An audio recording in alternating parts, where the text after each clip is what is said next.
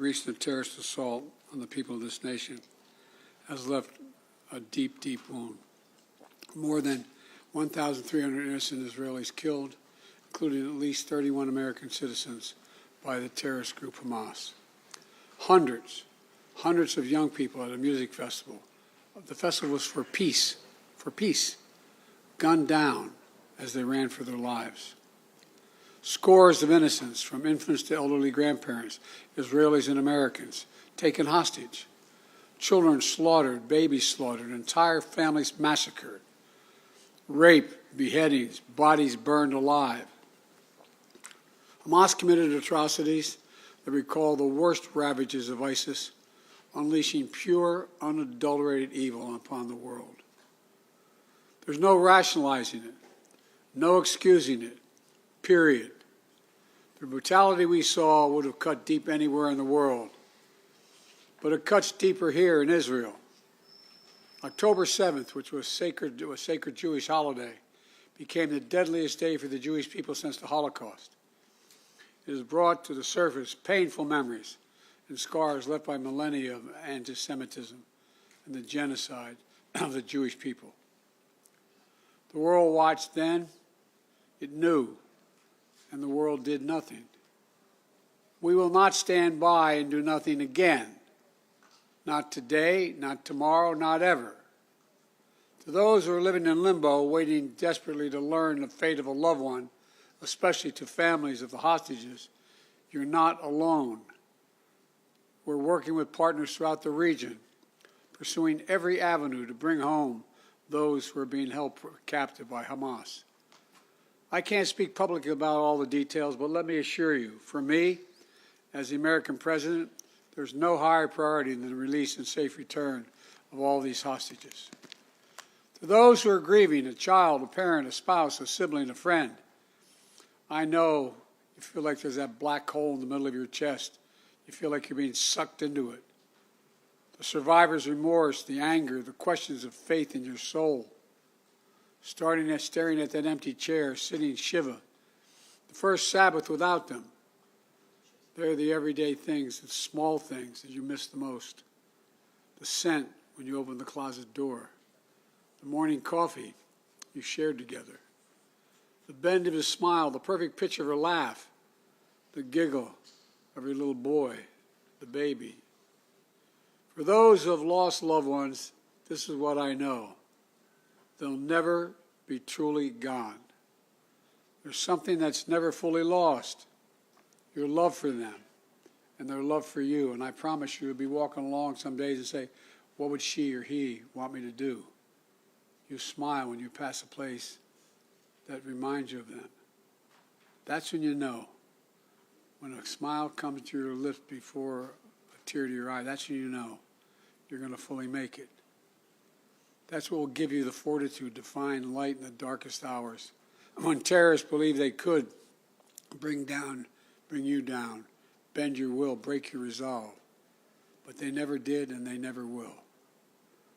Instead, we saw incredible stories of heroism and courage, of Israelis taking care of one another, neighbors forming watch groups to protect their kibbutz, opening their homes to shelter survivors, retired soldiers running into danger once again, civilian medics flying across rescue missions, and off-duty medics at the music festival caring for the wounded before becoming a victim himself.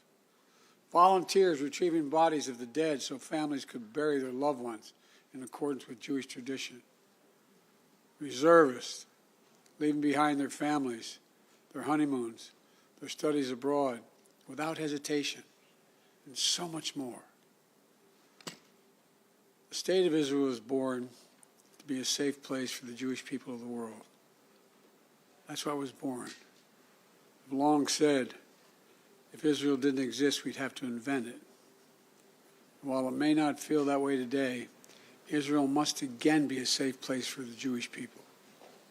And I promise you, we're going to do everything in our power to make sure that it will be. 75 years ago, just 11 minutes after its founding, President Harry S. Truman and the United States of America became the first nation to recognize Israel. We've stood by your side ever since. We're going to stand by your side now. My administration has been in close touch with your leadership from the first moments of this attack. We're going to make sure you have what you need to protect your people, to defend your nation. For decades, we've ensured Israel's qualitative military edge. And later this week, I'm going to ask the United States Congress for an unprecedented support package for Israel's defense. We're going to keep Iron Dome fully supplied so it can continue standing sentinel over Israeli skies, saving Israeli lives. We've moved U.S. military assets to the region, including positioning the USS Ford Carrier Strike Group in the Eastern Mediterranean, with the USS Eisenhower on the way to defer further aggression against Israel and to prevent this conflict from spreading. The world will know that Israel is stronger than ever. And my message to any state or any other hostile actor thinking about attacking Israel remains the same as it was a week ago. Don't. Since this terrorist attack took place, we've seen it described as Israel's 9/11. Though for a nation the size of Israel, it was like 15 9/11s. The scale may be different, but I'm sure those horrors have tapped into some kind of primal feeling in Israel, just like it did and felt in the United States. Shock, pain, rage, an all-consuming rage.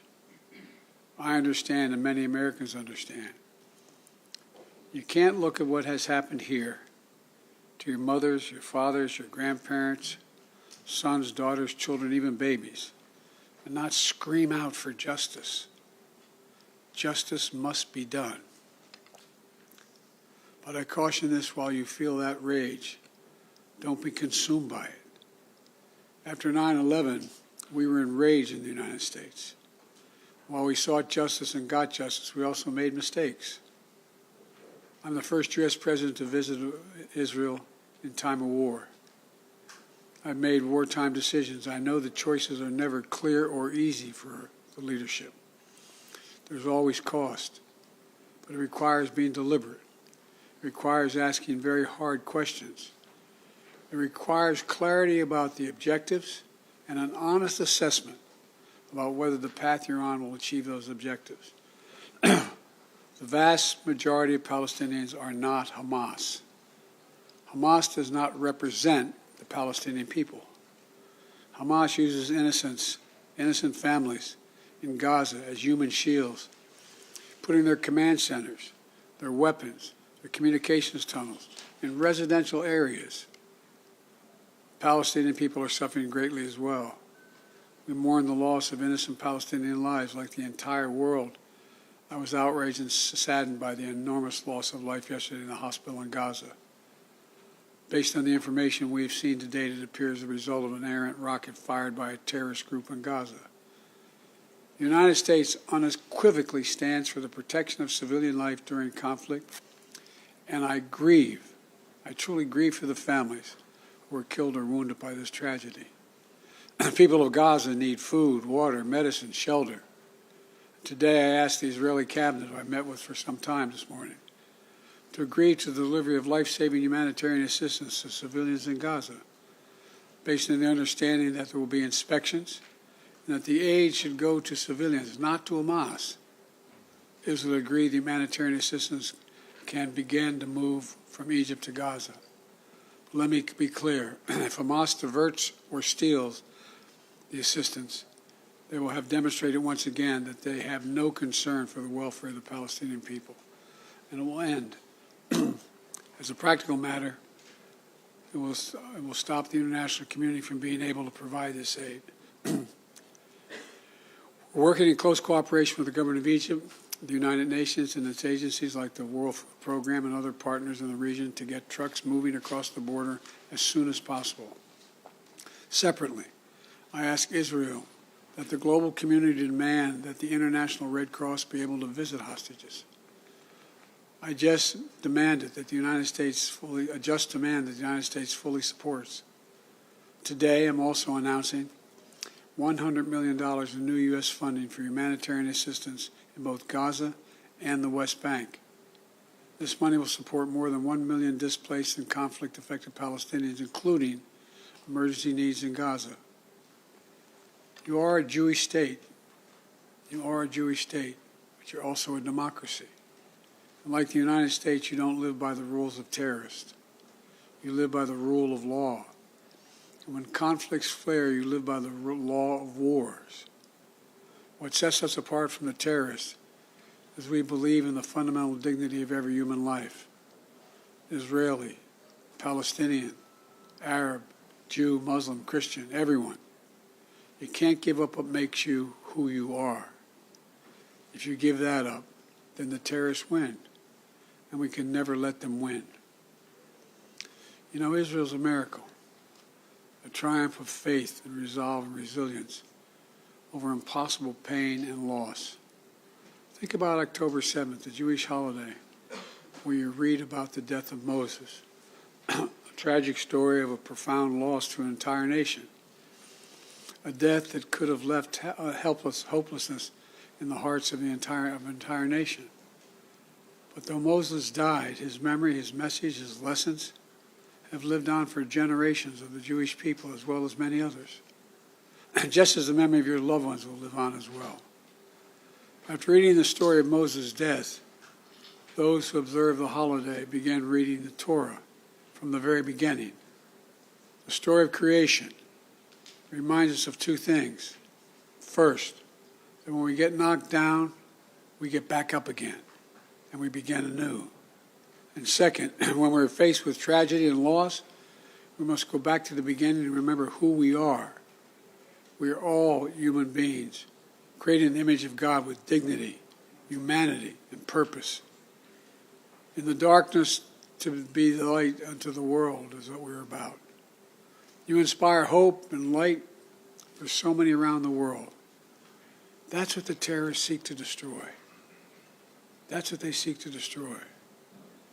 Because they live in darkness, but not you, not Israel. Nations of conscience like the United States and Israel are not measured solely by the example or power. We're measured by the power of our example. That's why, as hard as it is, we must keep pursuing peace. We must keep pursuing a path so that Israel and the Palestinian people can both live safely, in security, in dignity, and in peace. For me, that means a two-state solution. We must keep working for Israel's greater integration with its neighbors. These attacks have only strengthened my commitment and determination and my will to get that done. I'm here to tell you the terrorists will not win. Freedom will win. So let me end where I began. Israel, you're not alone. The United States stands with you. I've told the story before, and I'll tell it again, of my first meeting with an Israeli prime minister 50 years ago as a young senator. I was sitting across from Golda Meir at her desk in her office. And she had a guy who later became prime minister, sit next to me, just before the 1973 Yom Kippur War. And she flipped the maps up and down, telling me how bad things were and how terrible they were. All of a sudden, she looked at me and she said, "Would you like a photograph?"